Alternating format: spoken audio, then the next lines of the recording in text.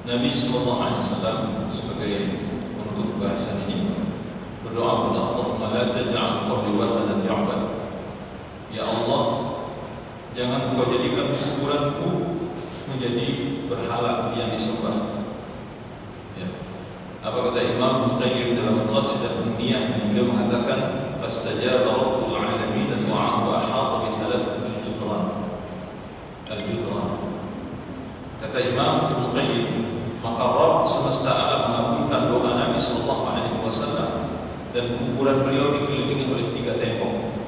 Makanya nanti Bapak Ibu kalau ada kuburan misalnya, kuburan di dekat masjid itu, maka dalam salah satu pembahasan oleh para ulama, di antaranya merujuk kepada apa yang dikatakan oleh Ibnu Qayyim, itu harus ada tembok atau tiang yang membatasi sehingga itu tidak menjadi nyata untuk ada kuburan. Makanya Nabi sallallahu alaihi wasallam kuburan beliau itu sama sekali tidak ada yang mengagungkannya secara khusus, itu tidak ada. Karena Allah mengabulkan doa beliau sehingga kuburan beliau itu berada di 3 tembok itu, maksudnya tembok masjid 1, kemudian tembok dinding kuburan beliau yang sebelah sana dan sebelah sana. Sehingga orang kalau pergi ke Madinah, walaupun sekarang kan jadi dalam masjid itu kuburan Nabi itu, tapi orang tidak ada masuk dalam Masjid Nabawi itu niat untuk ibadah di kuburan Nabi itu kan. Alhamdulillah tidak. Ya, lebih dari itu, demikianlah Allah menjaga sebenarnya pemerintahan Saudi, Masya Allah, sebagaimana dikatakan Kiai Ahmad Zahra.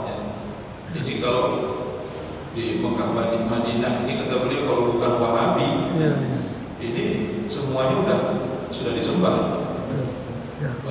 Semuanya jadi itu. Yang ngomong itu Pak, ini tokoh NU, Profesor Dr. Ahmad Zahra, saya tidak salah. Ini Mekah Madinah ini kalau bukan Wahabi kata beliau, ini semuanya bisa jadi berhala. Semuanya jadi berhala. Tapi begitulah Allah menjaga kuburan Nabi sehingga tidak menjadi berhala. Allah a'lam. Ya, mungkin ada pertanyaan di sini.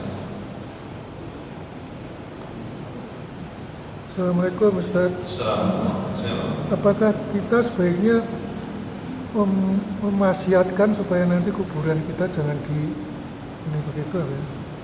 jangan dikasih nisan dan sebagainya? Iya betul. Ada pembahasan khusus oleh para ulama. Jadi kita bukan hanya nanti diwasiatkan, nanti kalau saya mati tolong nanti memandikan saya ini si fulan. Bukan itu saja. Diwasiatkan seluruhnya, nanti kalau saya mati, saya tolong yang saya wasiatkan yang memandikan saya si fulan. Nanti jenazah saya itu harus begini, itu sampai begitunya. Kuburan saya jangan sampai dengan tembok. Kita wasiatkan supaya kita tidak terkena dosanya nanti. Karena para ulama itu untuk khusus untuk hari ini, kalau kita tidak berwasiat seperti itu, ternyata nanti kuburan kita dimacam-macam, kita bisa terkena dosanya. Kenapa? Karena kita tidak pernah berwasiat kepada keluarga kita. Apalagi kalau keluarga kita tidak ganti dengan hal yang seperti itu. Karena kita tidak pernah berwasiat dan tidak pernah memberikan nasihat kepada mereka terkait dengan peringatan Rasulullah SAW ini, kita dapat dosanya Pak. Jadi kalau ada nanti misalnya orang yang berlebihan bersikap buruk dengan kuburan kita misalnya, karena hal-hal aneh yang ada di kuburan kita, kecipratan dosanya karena kita tidak pernah berwasiat kepada keluarga kita. Oleh karena itu dijelaskan oleh para ulama, kalau seandainya nanti terjadi penyimpangan, kita lepas dari dosa. Allah a'lam. Saya tidak tahu Pak Wali Songo yang kemudian disebut Wali Songo. Kita berbaik sangka. Mereka ini orang-orang yang lurus akidahnya insya Allah. Tapi orang-orang yang datang belakanganlah yang berlebihan terhadap mereka. Betul apa tidak? Yang Wali Songo Pak, kita berbaik sangka aja, berbaik sangka. Wali Songo itu termasuk ulama yang lurus akidahnya insya Allah, yang mengusung sunnah Nabi SAW. Tetapi ketika mereka ya orang-orang yang datang belakangan yang berlebihan terhadap mereka, sehingga kuburan mereka itu menjadi wasan dan yu'bad, jadi berhala yang disembah, diagung-agungkan. Di Tanah Kusir ada kan kuburan wali? Nggak ada. Nggak ada. Gunung Hatta Ya, tapi nggak ada yang nyembah kan? Nggak ada. ada masjidnya. Iya, karena Pak Hatta bukan ulama, gitu. Ya, artinya pengikut di dalam agama juga nggak ada gitu. Jadi kalau ada orang dianggap soleh meninggal, nah itu berpotensi, apalagi nanti kuburannya diistimewakan. Sudah. Jadi di Karet Pak ada kuburan yang diziarahi tapi berlebih-lebihan. Saya nggak perlu sebut namanya saya.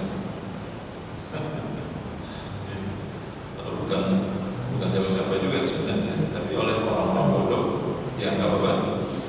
Dianggap seseorang yang inilah patut dimuliakan, yang sebenarnya. Ya semoga Allah menjauhkan kita dari perilaku-perilaku yang mengarah kepada kesyirikan atau ibadah-ibadah yang kita persembahkan bukan untuk Allah Subhanahu wa Ta'ala. Jadi kita tidak membahas secara khusus tentang penyembelihan kurban nazar. Tadi kan sudah dikaitkan nazar itu belum kita bicarakan. Saya hanya membicarakan bagaimana sikap dulu yang terjadi pada umat Islam ini terhadap orang-orang saleh yang ada di tengah-tengah kita. Dan ini keluar dari ajaran Rasulullah SAW. Allah a'lam bishawab. Ini bahasa kita mudah-mudahan bermanfaat. Sallallahu ala nabiyina Muhammad wa ala alihi wasallam. Subhanallah wa bihamdika, asyhadu an la ilaha illa anta, astaghfiruka